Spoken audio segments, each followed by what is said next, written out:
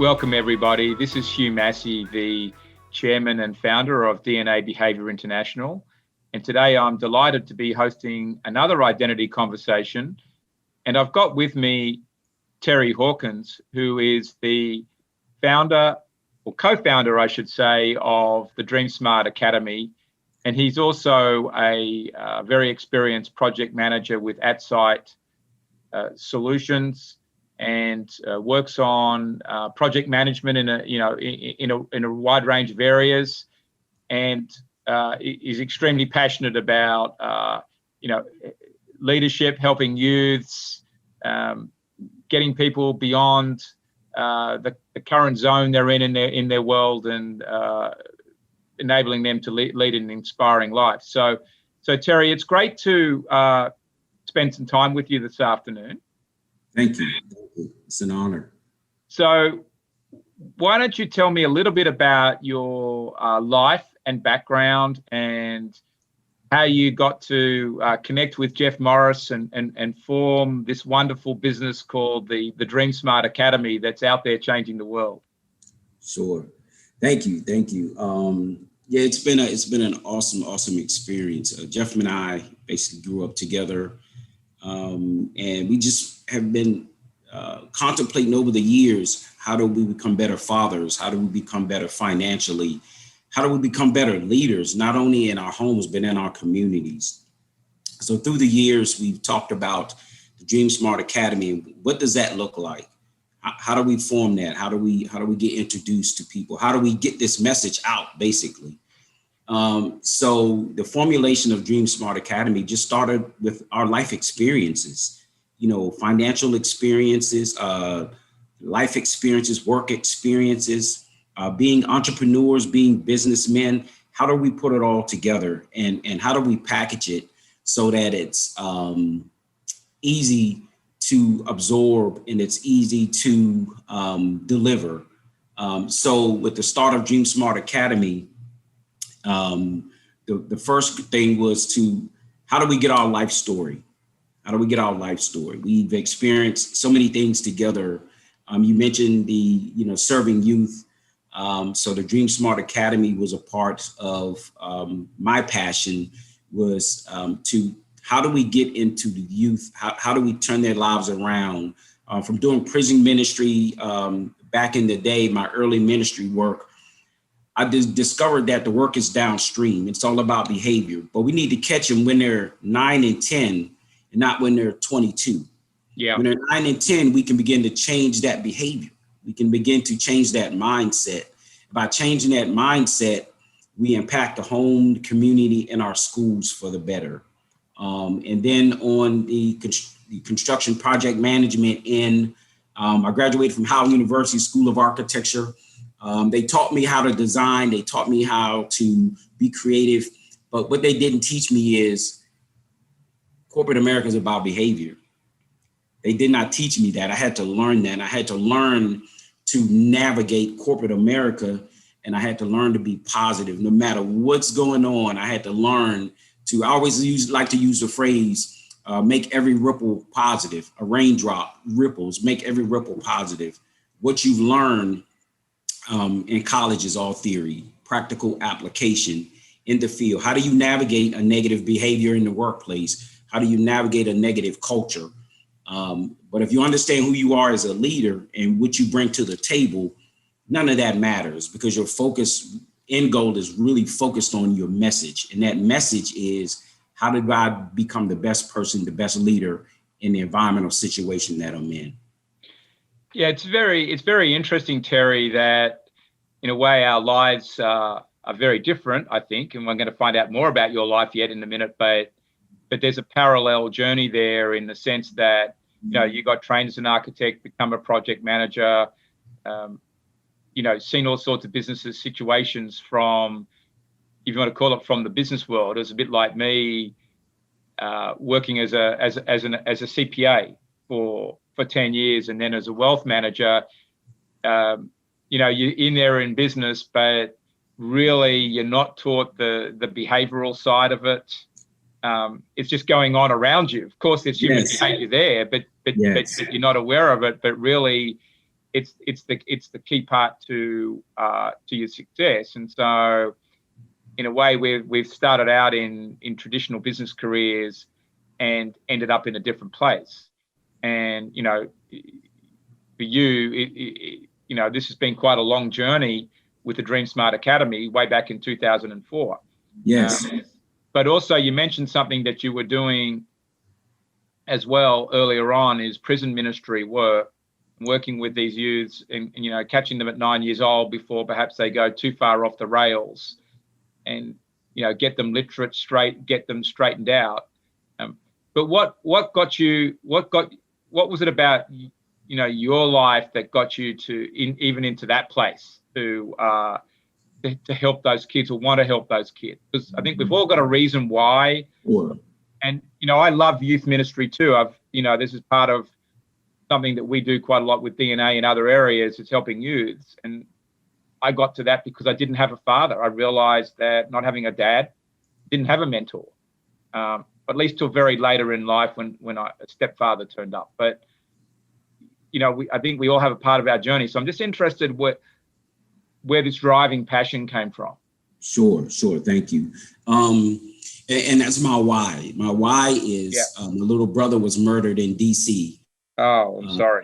Activity that we know that our youth are involved in cities nationwide. He was murdered in D.C.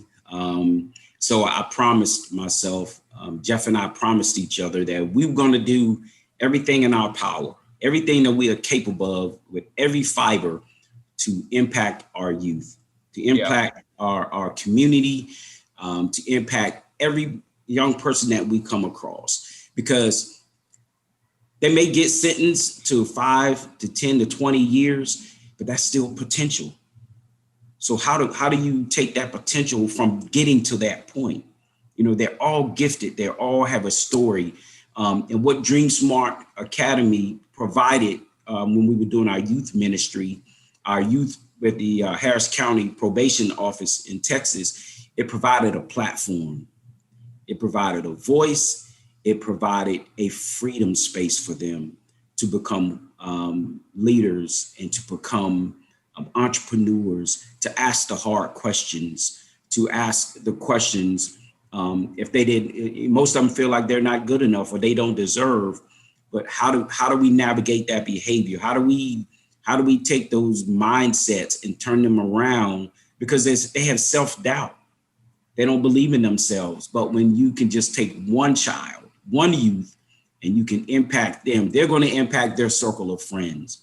And so that's what we've been able to do. And we have so much success with that. I wish I had time to go on to every story, but some of the things are just fascinating when you get parent and child in the room, and we're taking them on that journey. And one story in particular, this young lady was 17. Her mother never told her she loved her. And the young lady was, promiscuous, leaving the house. And the daughter turned to the mom and said, "Mom, I just want you to love me." And the mother turned to the daughter and said, "I love you." And the whole room just erupted, because that's what she needed. That's all she was looking for. And when the mom realized that, she just said, "I'm going to love my daughter. I'm sorry I didn't never tell you I love you." And for me, that is the key component of you got to give our youth and our parents a platform to deliver their message where they don't feel threatened. You can't do that in a courtroom. You can't do that sitting in a chamber. You have to do it where they're free, where they feel the conviction. And DreamSmart Academy has been instrumental in doing that in Harris County in the juvenile justice program in Texas.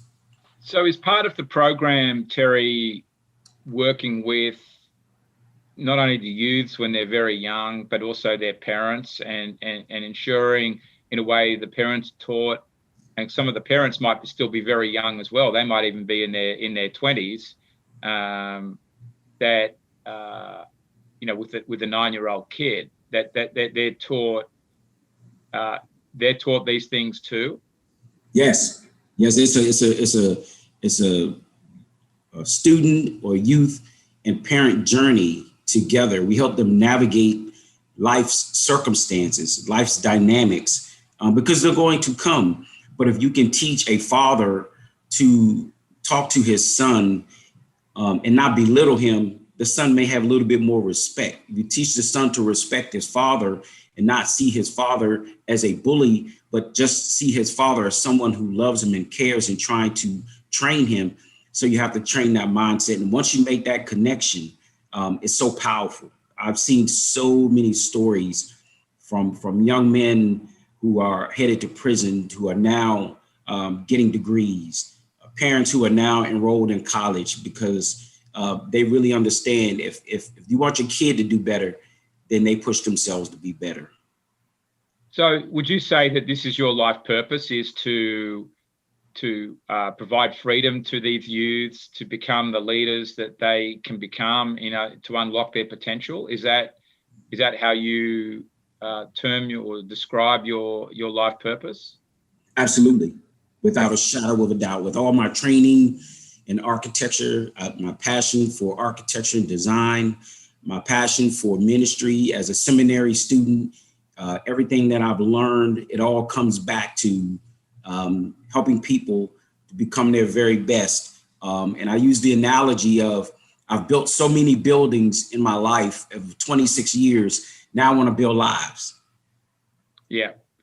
So in a way, every life is a building to Absolutely. some degree. And yes. So you're using, all of the skills that you've learned of being an architect, a project manager, and bringing them forward into designing this program really to help design lives. Absolutely. That can be freed up. You're using your ministry talents, which would be a lot of facilitation. Yes. And inspiring.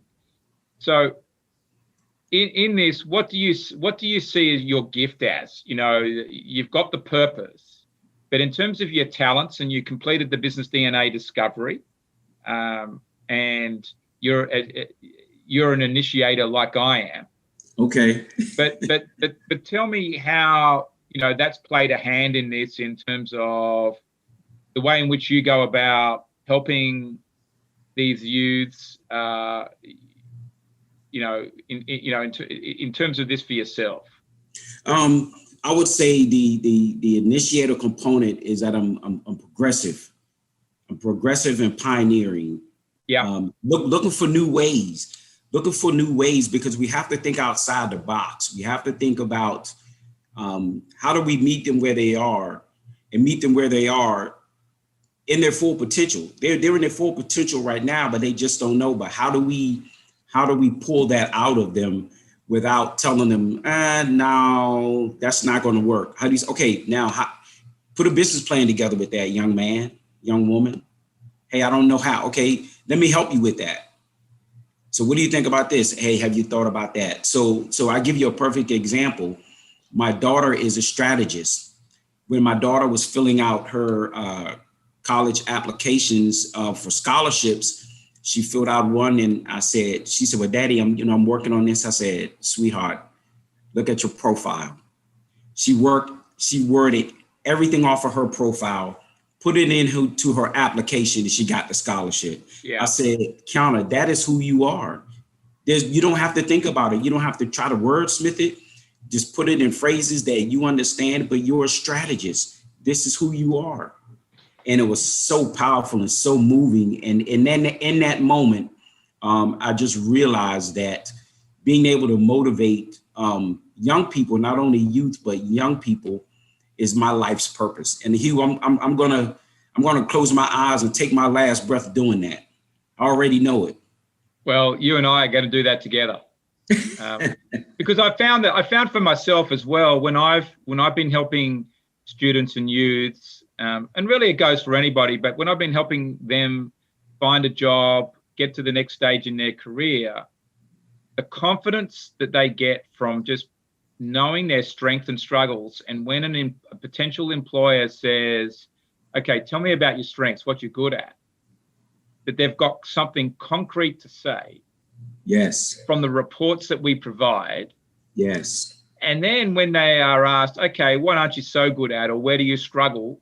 Because all of us would be lying to say there's no area. And a lot of people say, well, there's nothing. I'm good at it. I don't have any problems. Well, but when you can say, look, the flip side of my strengths is I will do A, B, C, D on the given day. If I'm very organized, I might be too rigid. Or if I'm good at talking and promoting, I might talk too much on one day. I might say, but for the kid to own up to that and know that, and like your daughter did, be able to write that into the story, get a scholarship, to get a job, to get help from somewhere, just to promote themselves.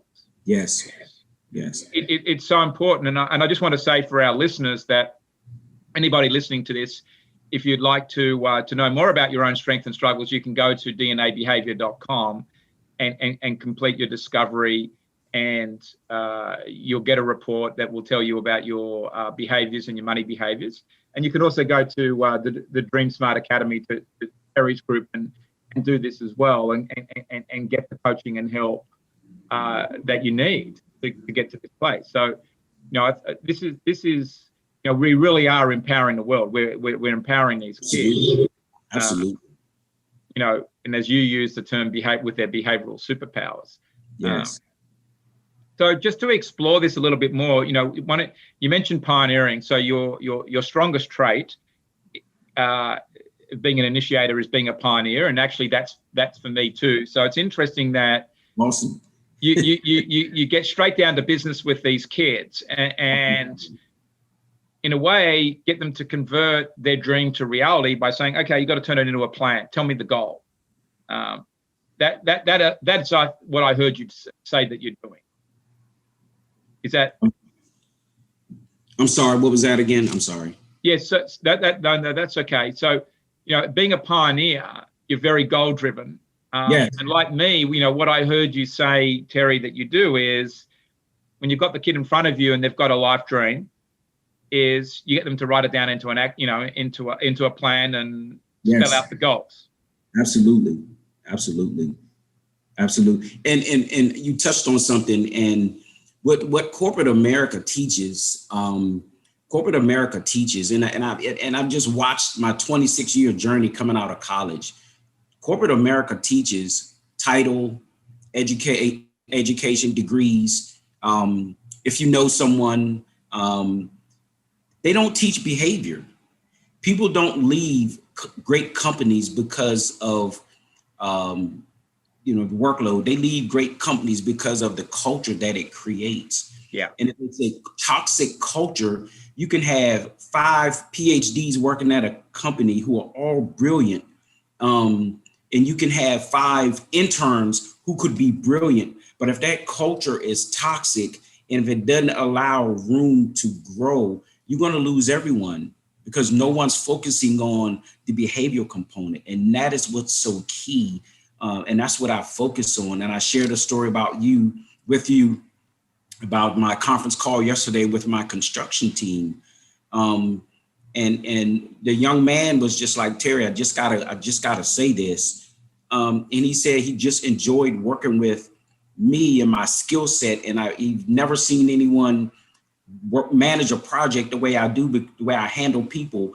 And I just attribute that to, for one, and here's the key, I believe, is humility. Humility is the key to behavior, because once you own that, and once you own your struggles, that now becomes a strength, because you own it. You own that part of you. And that journey now has become more intriguing to yourself, because now you have to make the adjustment and flex. And you already have your strengths, but when you're flexing in your struggles, you're a more powerful leader, because now you realize, in order to get from A to B, my struggles now I have to flex in those, and now I'm more productive. Yeah. So in a way, for a leader to be authentic, which is what's required these days, and that's what everybody's looking for, they've got to be able to admit their mistakes to some degree, and what that line is maybe depends on the situation, but you've got to be prepared to admit something and be vulnerable about yourself in front of the team. And you certainly can't expect your team to do that if you're not prepared to do it yourself. And, it comes down to some trust there, and a lot of very dominant leaders have a lot of personal fears about being vulnerable and admitting a mistake. But it's very important. And again, I think the DNA systems help here in terms of people can see the strengths and struggles. So it's expected. Certain things will happen even with the leader. We're all, at the end of the day, we're all human, and some grace can be provided. But you can't keep trampling on people, but you can get a bit of a free pass a few times. I think, and that's part of building the culture. But it's also important, I think, I think what you're trying to get to, it's important with the youths that they understand these strengths and struggles, to understand what a good workplace is.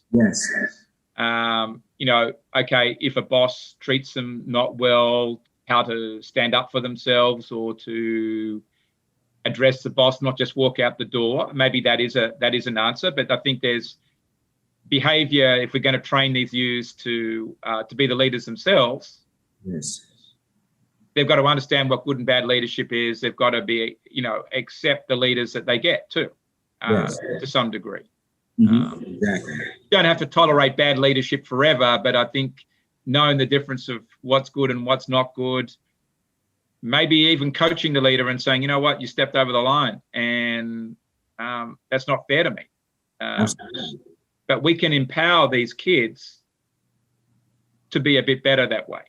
Absolutely. And just think about if we have, the class of 2020 all going into interviews talking about their strengths and struggles.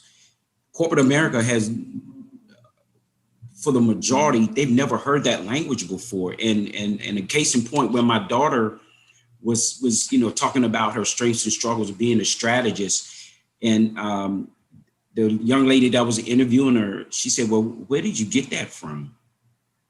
And so my daughter was, explaining it to her. And the lady was like, wow, I've never heard that. And I told my daughter, you will be the first to impact your culture at work. So hold on to this, because people are going to ask you, how do you know that? And you're going to have to be able to tell them, and tell them with confidence. So it was just powerful. It was just a powerful moment for her and I. And she realizes who she is coming out of college into the workplace, knowing her strengths and navigating her struggles, per se. Yeah, because I think, Terry, as you say, your daughter will be able to influence potentially the culture of a firm. That will empower a whole lot of other young kids or young people that work there as well. And hopefully we get, a couple of the more senior leaders, taking a look back at themselves and seeing whether there's a different, something different that they can do. Absolutely. That's the goal. That is the goal, is to impact. And at DreamSmart Academy, DreamSmart Life Prep Academy, our culture will be embedded with behavior, finding out who are reflective thinkers, who the initiators, adapters, engagers, because now we've created a culture of awareness, and now we create a culture of understanding. So it's just a phenomenal journey, being able to just have your own language as well. This is a totally different language that people aren't used to hearing. So just to switch gears just a fraction, but maybe build on this. For you personally, you're an initiator. Your top trait, like mine, is pioneering. But interestingly enough, the other strong trait that you've got is more to being cautious. Yes. And so how does that play out in how you operate, whether it's in serving the kids, running DreamSmart Academy, your project management work? Okay, that's a great question. And my cautious side comes from always managing large projects and large budgets. One of my previous employers, I managed a $450 million capital budget. Yeah. Okay. And when you're managing that type of money, It's, you can't just say, oh yeah, let's go build 10 schools. You have to say, okay, how can we build 10 schools? How can we be economically responsible and build 10 schools, but how can we build them and save money? That's where the cautious side comes in. And I'm like that with my own personal money, with my own personal finances. But that's the side of caution that I err on. And I've always been like that. Money, that's the money management component of being in project management. Go fast, but check all the boxes to go fast. Per se. Yeah, so in a way, it's going fast first, and then it's about financial risk management coming second. Absolutely, yes. Which is what I thought, but it was good to get it out of the horse's mouth. Yes. And how do you impart that wisdom with the kids? Financial stewardship. I teach my daughter. It's okay to enjoy life, but when it comes to being financially responsible, you have to learn that now. You can't learn it when you're 50.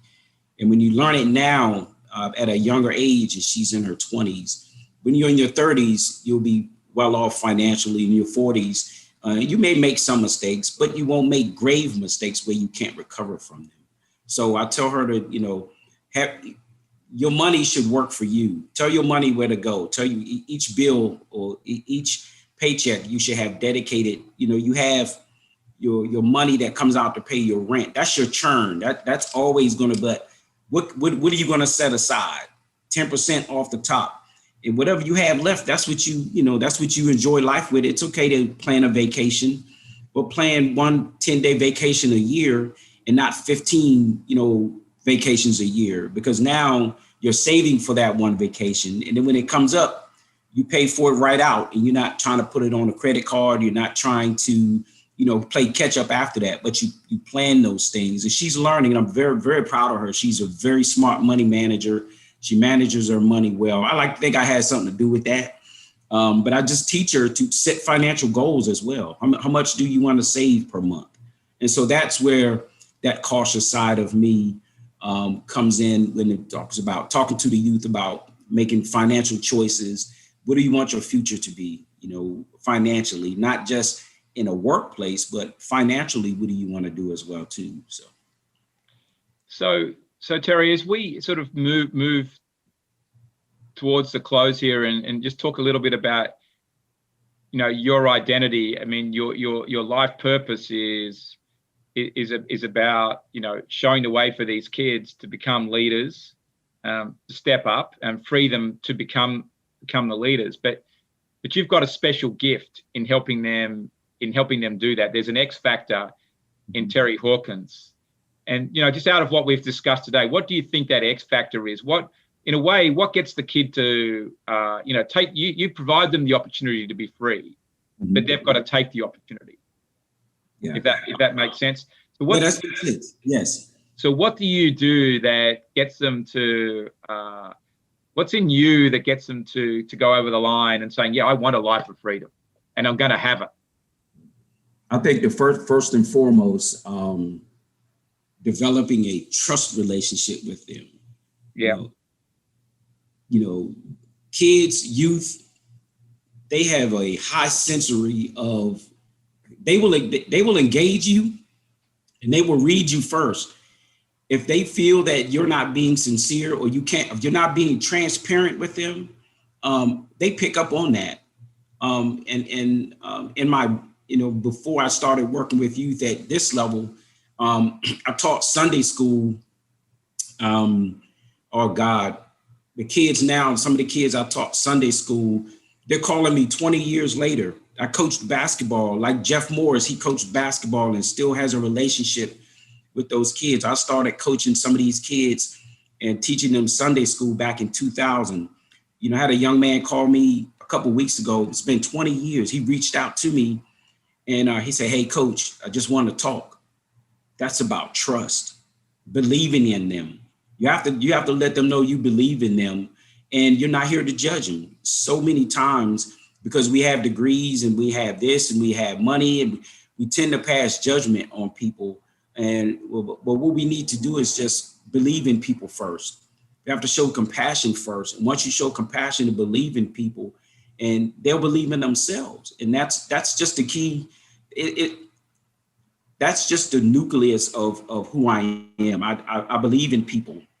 So when I engage with youth, you develop that trust, you get them to believe in their own dreams. Once they believe in their own dreams, you just helping them navigate the circumstances or the things they need to get there. So do you see, your X factor being around, youth engagement, leadership? Do you see it as that? There's something you're doing though that gets them to trust you. Is it the way in which you help them set goals-based plans? You mentioned the word sensory connection. Do you think is it the sensory connection? Somehow you're connecting almost to their common sense. Absolutely. Because they all want to succeed. Yeah. They all want to succeed. And I can tell you that the youth program that we just finished, 2 8-week programs where DreamSmart was the lead, DreamSmart Academy, the connection was, none of those men want to be locked up. No, none of them want to be away from their families. They don't want to have to be confined to a room and come out when told to come out. At 15 and 16 and 17, they don't want that. So you just have to, you engage with them and say, what is it that you want? This is temporary. If you want permanent, that's easy. Permanent is easy. You have to work hard to come out of the circumstance that you're in. And, so in a way, it's showing them the pathway of how to succeed. Yes. By getting them to write down goals, by bringing it to practical reality. Yes, absolutely. That's where your gift is sitting. Is somehow getting them to see that if they can write this into a plan, yes, they'll own the plan for their freedom. Ownership of their own journey. And as leaders, we're just there to navigate it. We're just to help them facilitate their journey, but they have to own it.